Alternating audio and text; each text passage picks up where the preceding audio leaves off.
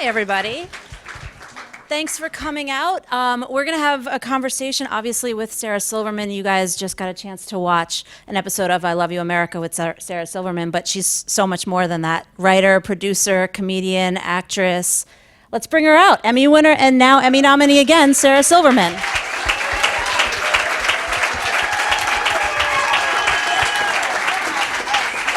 Thank you, though. Don't be silly, but thank you. I'll take it. So Blanket. So key. Genius. Right? We should have that. I know, always bring layers. LA, people don't realize it gets cold.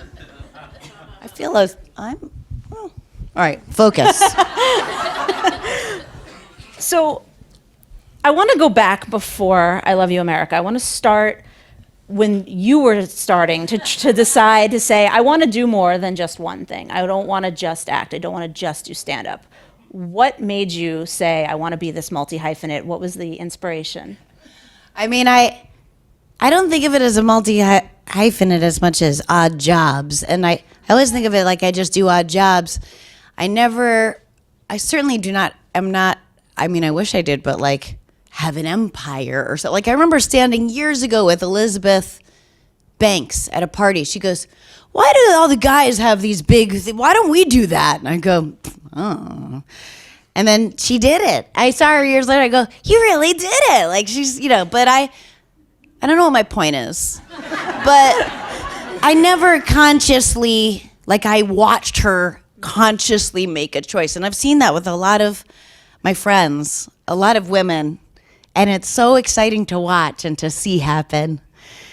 I just like doing different things. I'm not one thing. None of us here are. So, yeah, I think, when I'm acting, I love acting, but I'll go like, ugh, I don't feel like I'm using all my parts. And then when I'm doing this, I go, I want to act, but it's not dissatisfaction as much as, I get excited to do lots of different things. Like, I'm passionate about watching TV as much as making TV. Like, sometimes I'll get asked to do something. I go, I don't want to, but I can't wait to see that. Like, but I don't know what my point is. I'm going to do better in the next question. Well, in speaking to the different parts of yourself that you get to do when you're doing acting or a show like this, how personal do you want to be in each of those pieces? Because obviously, I Love You, America, you really spoke about yourself a lot. You put yourself out there. Do you feel like that's something that's reserved for a project like that? Or do you feel like when you take acting jobs, no, they should be personal too?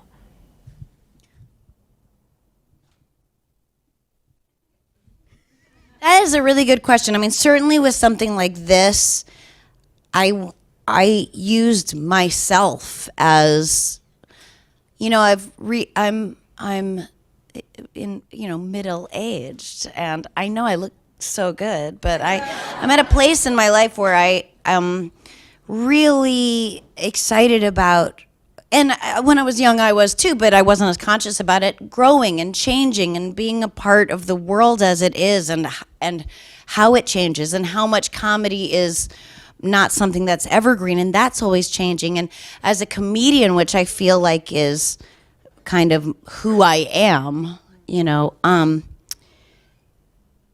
it's always about, like, as corny as this may sound or something, finding the line, and the line always changes, and the only way you find it is to pass it, And I'm excited by all of that, but I also, love taking on pronouns, or like, I don't understand comics or people who roll their eyes at like a new thing that includes more people, or understanding there are so many bells that have been rung that can't be unrung for me, that to not embrace being changed by it forever is such an odd thing. And I know that it's very human to be terrified of change at any cost. But unless you realize, oh, that's just this human instinct I have, that's a fear of the unknown or a fear of change, if you can just realize that, then embracing the change is like, it's so exciting. You know, I'm absolutely not the person I was.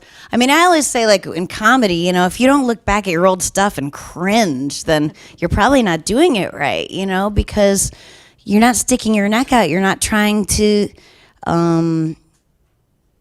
you know, whether your jokes are silly or made up or about your life or in whatever form it takes, I do think that comedy, not to be like comedy is so great, but I do think comedy is great. It's my whole life. Obviously, I like it, and I think that it's always interesting that you can, I think, get a more accurate mirror of where life is at, and history by looking at the work of comedians than even sometimes the work of the press or politics or, you know, and that's interesting to me. But to do a show like this where, especially in this episode, where I use my own ignorance, my own experience, my own,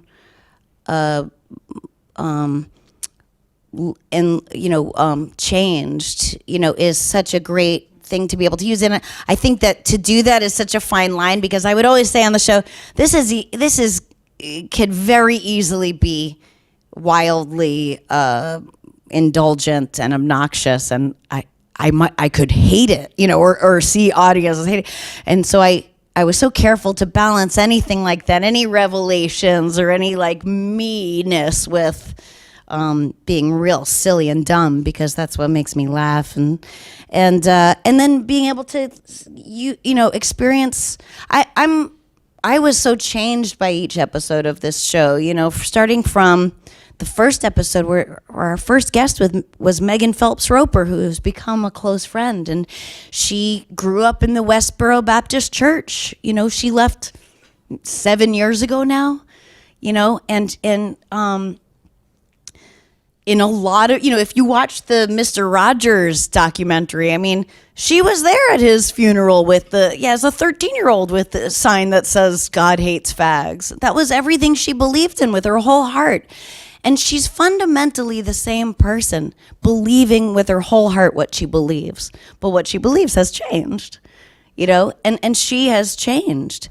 And I think it's so interesting living in a world at the precipice of this time where I think we have to ask ourselves, especially like I'm active in social media, I'm on Twitter a lot, and I have to ask myself, and I certainly see it with others, as we draw lines in the sand, do we want the people we disagree with to be changed? Or do we want them to stay the same so that we can point to them as wrong and ourselves as right? And I think it's a missed opportunity to live that way. And I call it righteousness porn, you know, because it's, you know, you may be on the side of the right, but it's, if you don't acknowledge to yourself that it's really about refreshing and seeing how many likes it's getting, and wondering about that. What was the question? I'm so sorry. I think I just talked for 20 minutes. But that, you know, are we allowed to be fallible? It's very odd. I mean, obviously comedy is your brand, but I mean, is there a reason you think that comedy impacts change in these ways, in a way that maybe some sincere drama, or as you said earlier, like the press sometimes doesn't?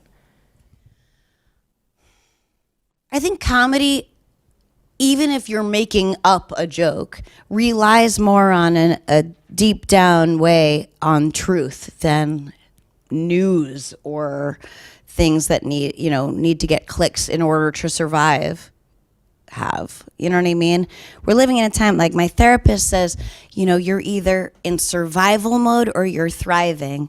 And people who are like just drowning and trying to survive can do unspeakable things in the name of just getting by, like brilliant, great news organizations that are demeaning themselves with clickbait because they need to survive. It's a bummer, you know, but it's also, it's survival. So I think a lot of people are in survival mode, and comics really can't be funny if they're in survival mode. It's not funny. It's not cool, you know? So I'm not saying comics are thriving, but I think there's a paralysis in a lot of ways. And I think we're on the precipice of hopefully breaking through and having this be something to learn. Listen, we have a time, we're living in crazy times. You know, our government are doing unspeakable things. I keep thinking of that, if you're old enough, that Van Halen video Right Now, where they go like, right now, our country is doing things we thought only other countries were doing. And I think about it all the time because I go, that's what we are. Yeah. I'm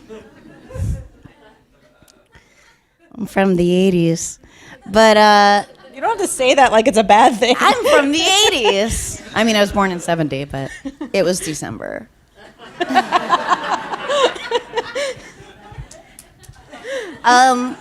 What was the question? You answered the question. You're getting the questions. You don't have to worry about the questions. Is there, when you were working on I Love You, America, was there a line that you wanted to keep for yourself, though, about certain things you didn't feel ready to speak about yet? Things that you just said no at the time of making the show? No.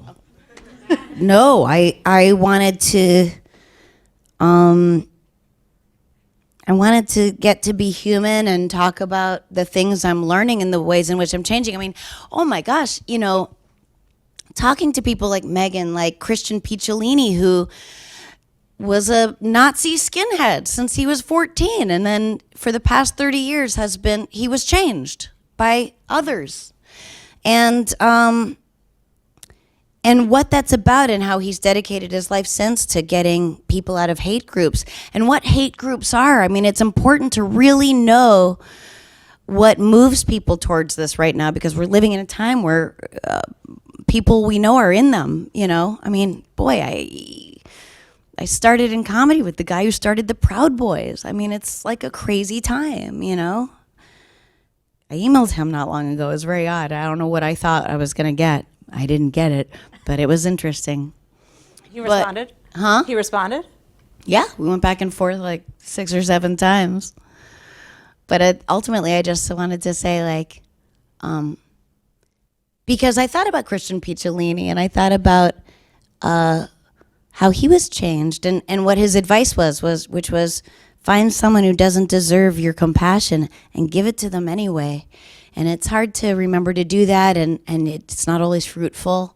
But when it is, it's worth it. And so maybe when that fails, it's also worth it. But I go, all right, I'm going to reach out to him. And I said, hey, you know, I obviously can't get behind your group, but I just was remembering my friend Gavin, and I wanted to see how you're doing and see how Sophie is as his daughter, and just say hi and check in on you. And you know, it was pretty interesting back and forth that turned very dark, but I really got an idea of where he's at, talk about survival and feeling that he's the victim, you know, the perception.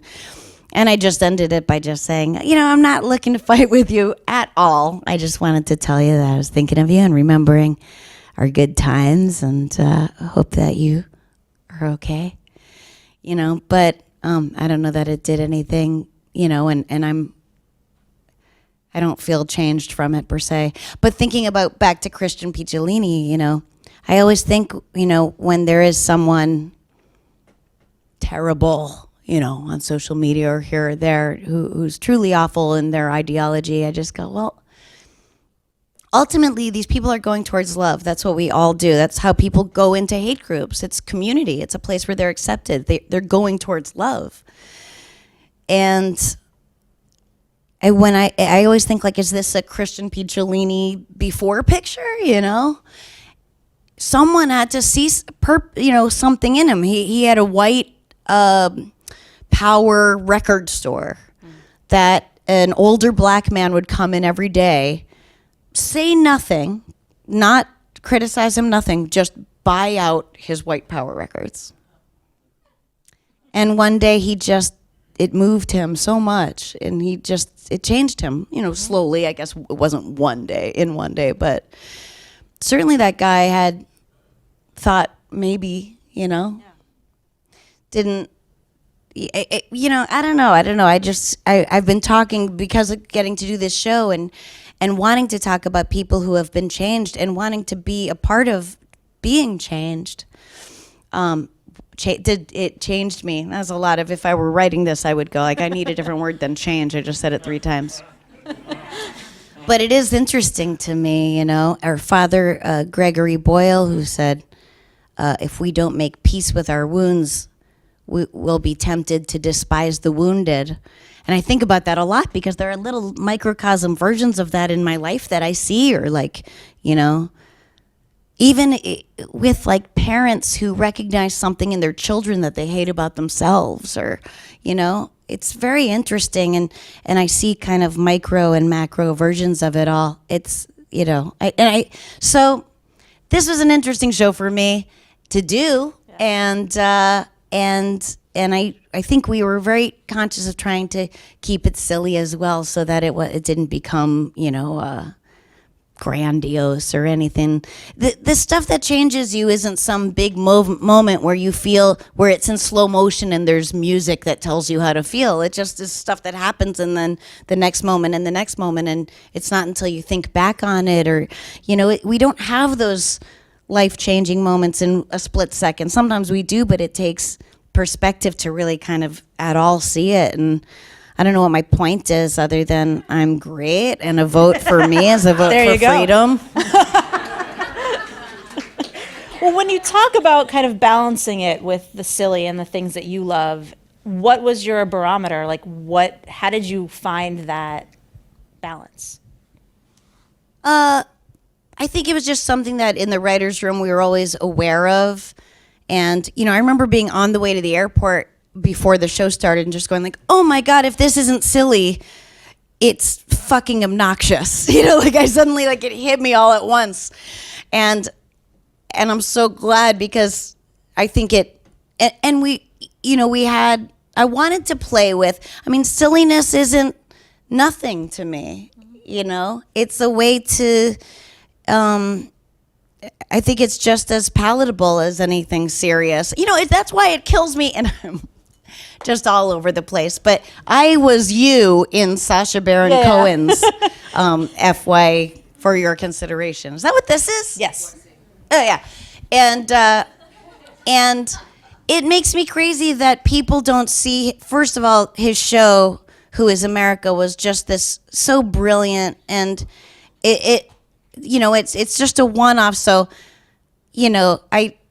I love it. I'd be very, anyway, I shouldn't be campaigning for him technically, but he's just, just my brother. And I just think there's nothing like it. I think what we both tried to do, we're very close, and we're very similar, and we're very different. And I think both of these shows, they couldn't be more different.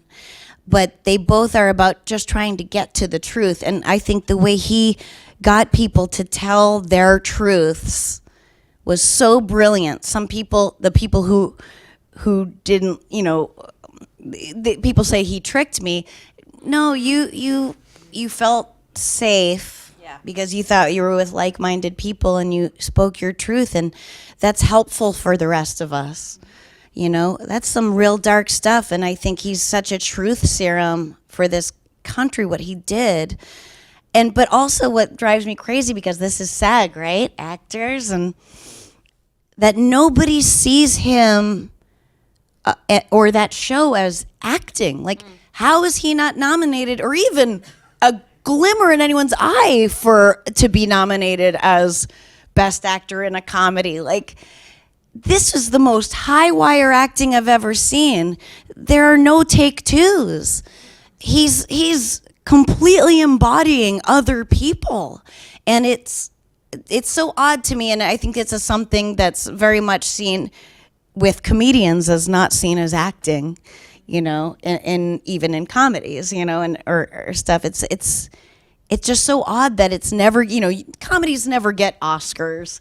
A brilliant comedy will be given a screenplay Oscar, if anything, but that the performances aren't seen as intricate or deep or compelling is just so odd to me.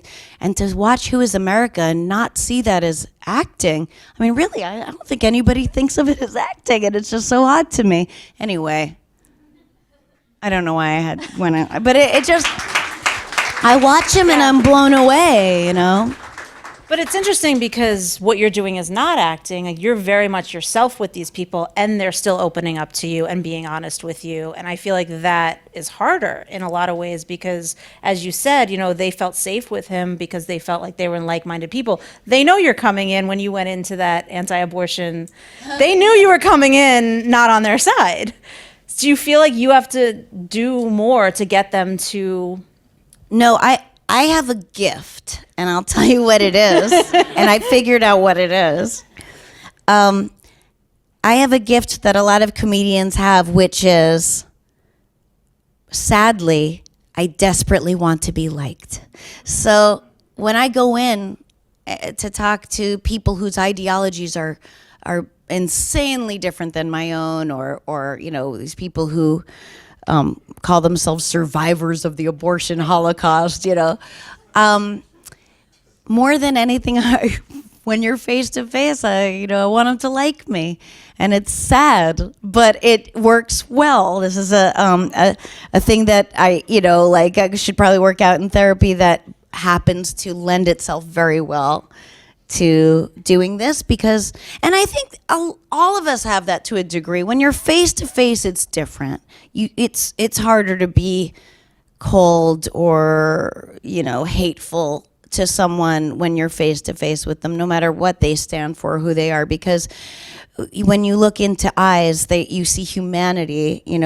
Listen, I hate everything about. Hate's a strong word, but Trump or Stephen Miller or whatever. But if I were alone in a room with them, I would probably, I met. First of all, I believe that change happens with love more than it does with hate. It absolutely doesn't change anyone to make their defenses go up. So even manipulative wise, it's ill-advised, But shit, I was gonna say something I was excited about, but I forget. You started to say if I was in a room with Trump. I don't know if that's where you were going, but I would like to hear the end of that sentence. Oh, if you I know want. what I was gonna say. I met Frank Luntz, who was the death tax guy, and he's bizarre. He has a wig that you just go, no, is there no one in your life?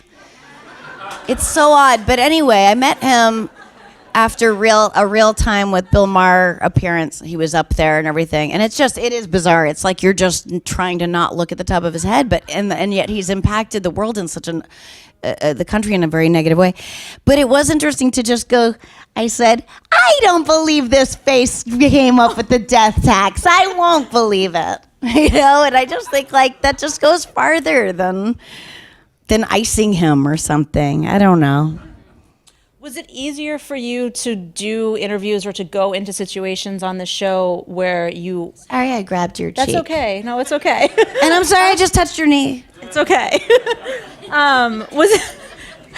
Was it easier for you to go into situations on the show where you already kind of felt very strongly about an issue or a topic that you were talking about? Or was it harder because you needed to get them to open up to you? And you didn't want to scare them away with some of these things? Well, I think the way I approach stuff is I am very, very prepared. I prepare a lot. And that way I can throw it all away and be loose. And that's how I approach acting, and it's how I approach this stuff. So by the time I'm there, I've thought a lot about every possible scenario. But now I've thrown that away and I'm open to whatever happens. And I don't know. I think if you come in guns blazing or if you come in with an agenda, the thing that I've learned the most about, is this interesting? I think it's almost over. I'm always worried that I'm like holding people hostage or I'm being indulgent. They're going to keep you here all night. Can you believe the insecurity like that I needed to like fish? But I worry. I always worry. What was that? What was I saying? If you come in guns blazing, the thing I learned is that a lot of these people, their biggest fear and the thing that makes their porcupine needles go up is the feeling of being judged for whatever their childhood, for whatever their life, for whatever their circumstances. This is a big fear for them, and they fear it from liberal, whatever, people who aren't them. And it probably comes from, it's like if someone's drunk at a party and they go, "You think you're better than me?" And I go, "Oh, not at all, but I think you might think that," And I think that's what it is. They are judging themselves. They have a lot going on. So I think right away when they see that I am not there to judge them, it makes them relax, But, any of us, and when I came in today and my porcupine needles were kind of up because I was like in a new place and I was scared and I was hungry and I was like, can't there just be like one piece of cheese and a cracker for me? But then I had a piece of bread and I was like, okay again. But, everyone has these things. So those are the things we have in common. For me, like with someone with a very different ideology who, if you come in and yell and go, this fact, this fact, this fact, the odd thing about facts is it actually doesn't change people's minds. The thing that changes people's minds is our feelings. So to me, if I can, before talking about anything political, if I go, "Oh, you watch Walking Dead? Oh my God, I can't even believe it. Like Carol, I used to hate her. Now she's my world." Like, you know what I mean? Like, if you can, as a comic, you learn how to connect with people on any level, socially even, or, some comics are not good socially, but I'm one of that is. But, our job, or what we've learned to be good at as a means of survival. I think I would say 100% of comedians become funny to survive something in their childhood that that enables them to get through it. Like being a bedwetter or being like the hairiest, Jewiest person in all of New Hampshire, or, what have you. These are examples I'm just pulling out of thin air. So it's a survival skill and it works for us. But to just connect on some level goes so much farther than going this stat, this poll number, especially at a time where truth, we don't have a baseline truth. We don't have baseline facts that we can all agree on to then disagree on what our opinions are on those facts. We are being, people are being told things that are not true, and they're basing what they believe on that. So I actually think that most people have a lot more in common and have a lot more, would agree a lot more with each other if they shared the same baseline truth. But we don't live in a time where truth has much currency. Thank you.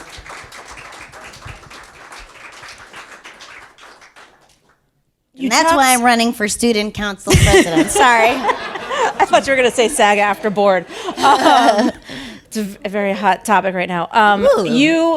You've talked a lot about like change and how you're willing to change and everything. How do you feel most changed by this show? Was there an interaction you had that you actually did think differently after, or just in general about your approach to? I think the biggest changes are what I said: Christian Picciolini, Father Gregory Boyle, Shaka Sangor was huge.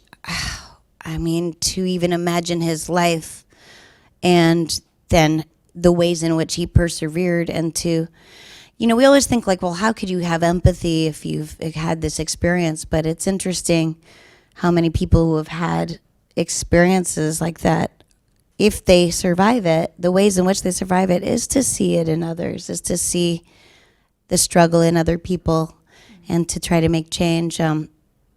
Ajen Poo, who has, her last name's Poo. It's pretty great. If you're a comedian, she's brilliant.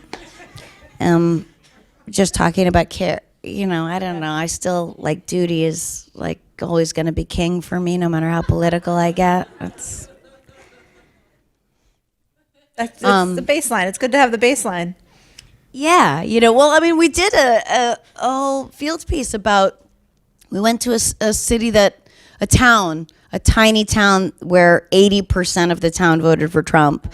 And it was all about tell me your embarrassing shit stories. And it was really kind of penetrated beyond that, That's the thing, is like, to find peace, or to, like, if you just look at, I mean, listen, let's find like just the seemingly insurmountable Israel, and Palestine and stuff. It's like peace isn't going to happen because you make them get in a room and love each other. It's going to be like working together for a common goal. There's a reason the buddy movie formula is a buddy movie formula. It's like, have them like, have like a weed enterprise where, it's all people from occupied territories and non-occupied territories working together. It's working together on a common goal. The common goal doesn't have to be peace, but that's what creates things like peace. I mean, there are things in the way, obviously, with them, which I don't need to get into, which is like the administration's not wanting peace and misinformation, just like America. But I do try to go like, I know there are bad Jews, but, there's bad everything. It's always weird. It's always like Jewish billionaire Sheldon Adelson. It's just like, can't you just say billionaire Sheldon Adelson? Like, we really need to. But anyway, I'm scattered. But, it's funny how we don't look at other countries and go, their administration couldn't possibly represent the people, just like we know that our administration doesn't represent most of the people, Mm-hmm. Bring up Israel, Sarah. Well, I mean, it's a great segue for what I did want to talk to you next, which is social media, because so many times I do these conversations and I'll ask an actor like how they feel it's become a tool for their job. And I feel like for you, it very much has to be part of what you do because you're commenting on something that you then might turn into a segment on the show or may do a few minutes of stand-up about. Do you treat it differently now, though, after having this platform of this show where you could go longer on a subject? Do you look at the way you treat social media now? Well, it's interesting because, yes, I had this whole show where I could go longer on a subject, but nobody watched it. No one watched it. I watched it. Thank you, but you have to I'm watch fishing television now. for your job. Stop. Truly. Like, I posted a video on social media last week or the week before of this pastor who said killing me, knocking my teeth out and murdering me would be God's will. And it was like everyone was stunned and you got to call the FBI, blah, blah, blah. And it was very nice, the outpouring of it. And it made me feel a little bit safer making it kind of public like that, because now I feel like he has to hope I don't get killed. You know what I mean? Right. But we played that on our show in September, like a year ago, and and the same with this episode. This episode is old, I mean, it's from the beginning of the season, and then that recently, like, I talked about it on a Bill Simmons podcast, and it was brand new information, and I've been talking about that whole thing for a real long time, because it's been on my mind since social media started, and then it became big, and it became where people got news, and I saw and I understood the liberal bubble that I was in, and I suddenly did math of like, there is this liberal bubble ignorance, just like there's a DC bubble, just like there's, everyone's in a bubble. Yeah. But what my intentions were and what I did were two very different things, that time and perspective. And to be honest, social media changed for me, because I was someone who knew racism existed, and I wanted to do, years ago when I did the Sarah Silverman program, an episode about it. And no one involved, there was flagged by no one, including the actors, we shot. It's funny, Tiffany Haddish was young then, and she said she tried to be an extra in it, and we're friends, and I go, oh, that episode, and she goes, no, I know, but she's like, I didn't, right, I was, you know what I mean, it was this liberal bubble thing of like, I'm going to show racism through the eyes of this ignorant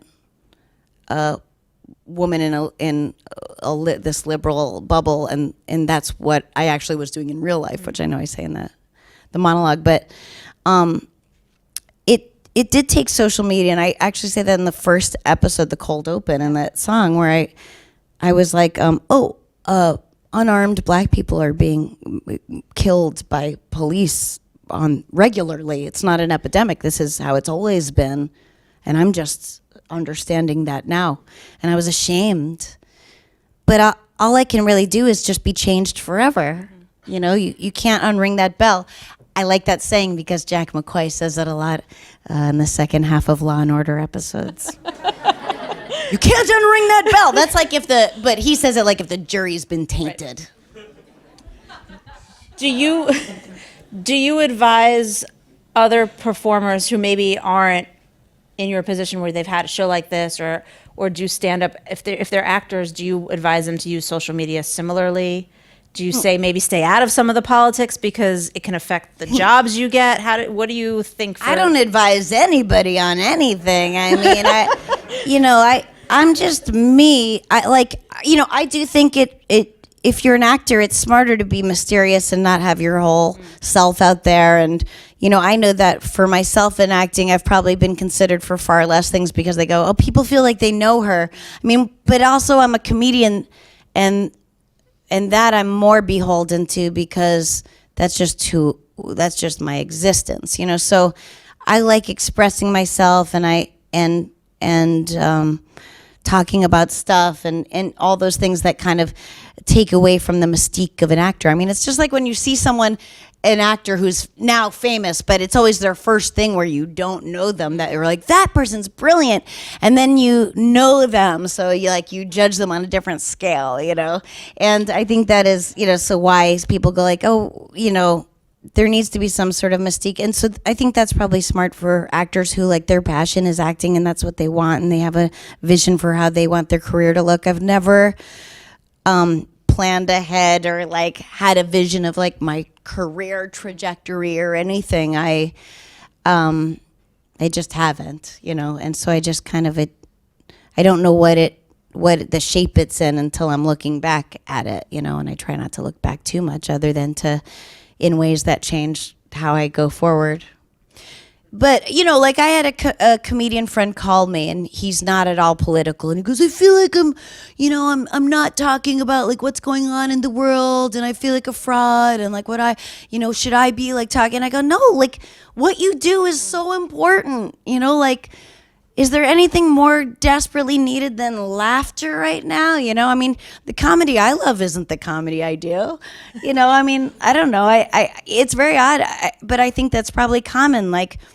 It's much more stressful I love watching TV, and there's so many comedies that are so brilliant, but if I want to relax, I'm not turning on a comedy. It's stressful for me. I like to watch something with a murder in it, or you know what I mean? I like something to be solved, or a thriller, or that's my happy place for relaxing, because I can just go disappear into it the way we watch television. That's the purpose, Yeah, it's not work for you. But yeah, we all have jobs. We all have things that we bring to the table, and I think there's this weird thing we're in right now, this weird vortex where we're people need to think like me, and I have to agree along all lines with someone to be able to appreciate their art or to like them or to accept them, and it's very, very odd, I mean, I don't think there's anyone.